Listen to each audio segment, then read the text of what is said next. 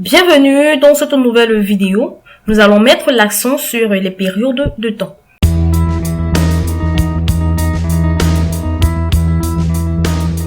Certains composants de tendance peuvent contenir certaines périodes pendant lesquelles un événement spécial s'est produit, provoquant une anomalie dans le modèle de tendance.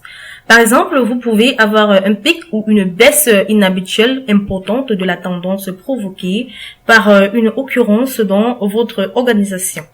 Alors, ou peut-être avez-vous besoin de combiner des données réelles avec des précisions dans votre composante graphique. Alors, dans de tels cas, il peut être utile de mettre l'accent sur des périodes spécifiques de votre tendance avec un formatage spécial. Alors, pour cette premier exemple, nous allons mettre en forme des périodes spécifiques. Imaginez-vous que vous devez créer de composantes graphiques avec, par exemple, cette base de données que j'ai tout simplement nommée formater une période spécifique. Nous avons les ventes sur Internet par rapport à un produit sur une période de l'année. Voilà, nous avons les 12 mois de l'année. Je vais tout simplement effectuer un graphique avec avec ces données. Donc pour cela, je vais tout simplement sélectionner ma base de données. Onglet d'insertion comme d'habitude. Dans le groupe graphique, je vais tout simplement sélectionner des histogrammes. Et voilà, j'ai tout simplement mon graphique qui est sélectionné. Alors, je vais tout simplement, comme vous pouvez le constater, nous avons tout simplement un pic de vente en octobre et qui est tout simplement élevé par rapport aux autres mois. Donc, je vais tout simplement, vous pouvez bien sûr utiliser une note en barre de page quelque part, mais cela obligerait votre public à chercher une explication ailleurs sur votre tableau de bord. Attirer l'attention sur une anomalie directement sur le graphique aide à donner à votre auditoire un contexte sans qu'il soit nécessaire de détourner le regard du graphique. Alors, une solution simple consiste à formater le point de données pour octobre pour qu'il apparaisse dans une couleur différente, puis à ajouter une simple zone de test expliquant le pic. Alors, pour formater un seul point de données, je vais tout simplement cliquer sur une fois sur ce point de données. Cela va tout simplement activer d'autres points de données de la série. Ensuite, je vais cliquer à nouveau sur le même point de données pour s'assurer qu'Excel sait que vous ne mettez en forme que ce seul point de données. Alors, les points disparaissent de tout sauf le point de données ciblé. Ensuite, je vais tout simplement cliquer sur le bouton droit de la souris et je vais sélectionner mettre en forme un point de données. Alors, cette étape ouvre une boîte de dialogue au format de point de données. La boîte de dialogue au format de point de données est destinée à un dialogue à colonne. Différents types de dialogues ont des options différentes dans la boîte de dialogue au format de point de données. Donc, néanmoins, l'idée reste la même en ce sens que vous pouvez ajuster les propriétés dans la boîte de dialogue au formatage du point de données pour modifier le type le formatage d'un seul point de données. Alors, je vais tout simplement modifier la couleur de remplissage. Je vais aller au niveau du remplissage et au niveau, je vais tout simplement cocher le bouton radio uni. Voilà, la couleur se place directement en rouge. Je peux tout simplement modifier la couleur, que ce soit en jaune ou une autre couleur de mon choix. Je peux peut-être par exemple mettre le violet, pourquoi pas. Voilà. Lorsque j'ai terminé, je peux tout simplement fermer ma boîte de dialogue. Je vais tout simplement ajouter une zone de test à mon graphique pour expliquer, n'est-ce pas, le pic. Donc, pour cela, je vais tout simplement cliquer sur l'onglet de insertion du ruban.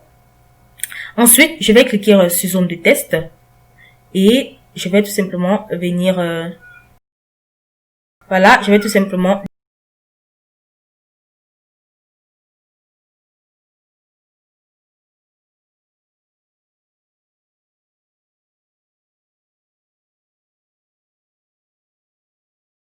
en octobre.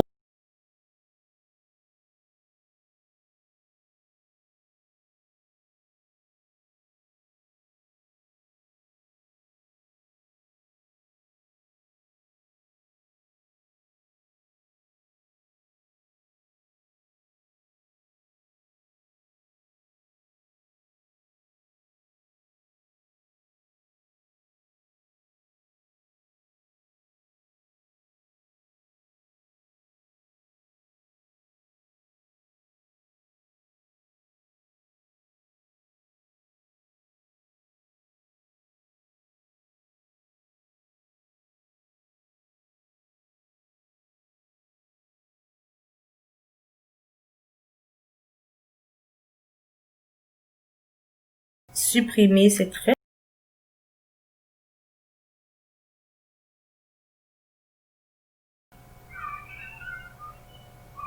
Alors, voilà en quelque sorte comment je pouvais tout simplement effectuer des pics ou encore des zones de données. Voilà, pour expliquer un flux ou encore pour expliquer un pic ou encore une baisse sur votre graphique. Voilà, là je vais le déplacer, qu'il soit plus visible. Voilà. Voilà en quelque sorte comment l'on peut apporter des pics, voilà. Comment l'on peut tout simplement expliquer notre graphique. Voilà comment vous pouvez tout simplement modifier la couleur sur un graphique ou sur une donnée et apporter une zone de test pour cette donnée. Alors à présent, nous allons tout simplement utiliser des séparateurs pour marquer des événements importants. Alors, de temps en temps, un événement particulier modifie définitivement le paradigme de vos données. Donc, un bon exemple est une augmentation de prix. Alors, j'ai tout simplement cette boîte de dialogue qui représente également les ventes d'un produit sur Internet pour les différents mois. Donc, ensuite, je vais tout simplement sélectionner ma base de données. Je vais cliquer sur l'onglet de insertion du ruban. Ensuite, graphique. Je vais tout simplement cliquer sur les graphiques linéaires. Voilà, en quelque sorte, comment s'affiche mon graphique. Alors, je vais tout simplement appliquer un effet spécial à ce graphique pour expliquer ce pic d'octobre. Alors, pour cela, je vais tout simplement cliquer sur le graphique pour le sélectionner. Ensuite, je vais cliquer sur l'onglet de insertion du ruban et cliquer sur le bouton illustration. Là, nous aurons les formes. Dans l'illustration, nous avons tout simplement les formes. Cliquez tout simplement sur les formes. Et là, j'ai tout simplement les différentes formes. Donc, il vous suffit tout simplement de sélectionner la forme de ligne souhaitée. Donc, je vais tout simplement sélectionner par exemple celle-ci et accéder à votre graphique et le tracer la ligne à l'endroit souhaité. Donc là, je vais tout simplement tracer la ligne au niveau de mon pic jusqu'en octobre. Et là, je m'arrête. Alors ensuite, je vais tout simplement sélectionner et cliquer avec mon bouton droit sur la nouvelle ligne et sélectionner format de l'objet. Alors j'ai tout simplement la boîte de dialogue au format de l'objet. J'ai la ligne avec le trait plein. Je peux tout simplement modifier la couleur pour mettre par exemple le rouge. Au niveau le type de flèche autant pour moi. Voilà, je cherche le type interrompu. La taille de la flèche finale. De la ligne. Voilà le type de trait. Voilà le type de tiré autant pour moi. Bon, là les tirés interrompus. Le type de lettrine à 2 dimensions. C'est bon. Le type de connexion arrondi. La composition. Bon, j'ai pas besoin de la composition. Je peux tout simplement augmenter la largeur. Voilà. Et voilà, en quelque sorte, comment je crée tout simplement mon pic. Voilà, pour montrer en fait qu'il y a un pic à ce niveau. Voilà, tout simplement écrire une légende. Donc pour cela, en l'onglet insertion, zone de test. Et je vais tout simplement écrire une zone de test là. Voilà, augmentation, log, augmentation.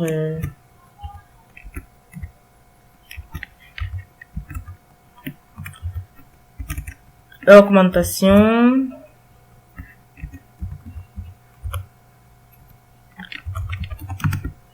Augmentation des prix.